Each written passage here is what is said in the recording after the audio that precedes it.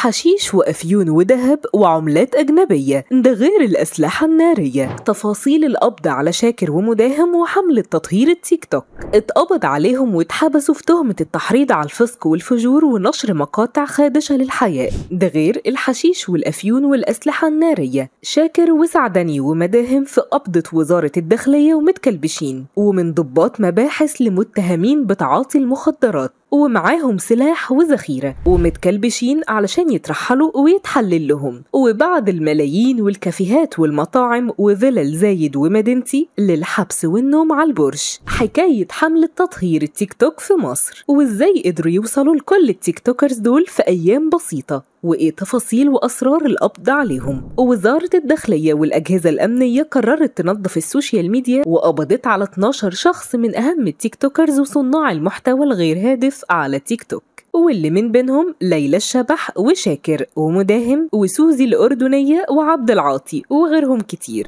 ده غير إن محامين ومسؤولين كتير بيطلبوا بحذف مقاطعهم، واللي قالوا إن عدده أكتر من 2.9 مليون مقاطع على السوشيال ميديا بعد ظهور شاكر في بث مباشر، ونفى إنه مطلوب أو في أي ملاحقات أمنية ليه، ووعد الجمهور إنه هيستمر وإنه موجود وإنه ملوش علاقة بغيره من التيك توكرز اللي اتقبض عليهم. بعدها بكام ساعة نزل يسهر في واحد من الكافيهات المشهورة في القاهرة الجديدة، وفجأة قبضت الداخلية وأجهزة الأمن عليه، هو وسعدني مدير أعماله واللي كان بيشتغل ضابط شرطة زيه والمصور الشخصي بتاعهم. وقوات الأمن اتحفظت على تليفوناتهم علشان يفحصوا محتوياتها ومقاطع الفيديو اللي فيها، وهم بيفتشوا بعد القبض عليه لقوا معاه سلاح ناري مش مرخص وكمية من مخدر الحشيش والآيس. ولما واجهوهم في التحريات اعترفوا ان المخدرات بتاعتهم وبيتعاطوا منها. وبعد عرضهم على النيابة تم عرضهم على الطب الشرعي علشان يعملوا تحليل مخدرات،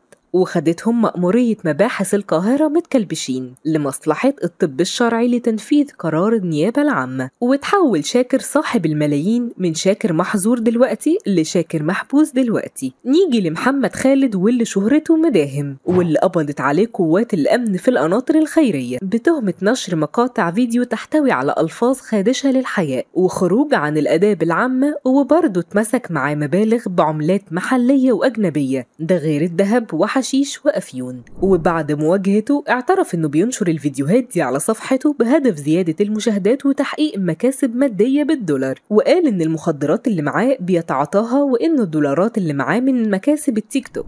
مش بس مداهم وشاكر اللي اتقبض عليهم، لا ده الحملة كان من ضمنها كتير من اصحاب النوع ده من المحتوى زي سوزي الأردنية وأم مكة وأم سجدة وقمر الوكالة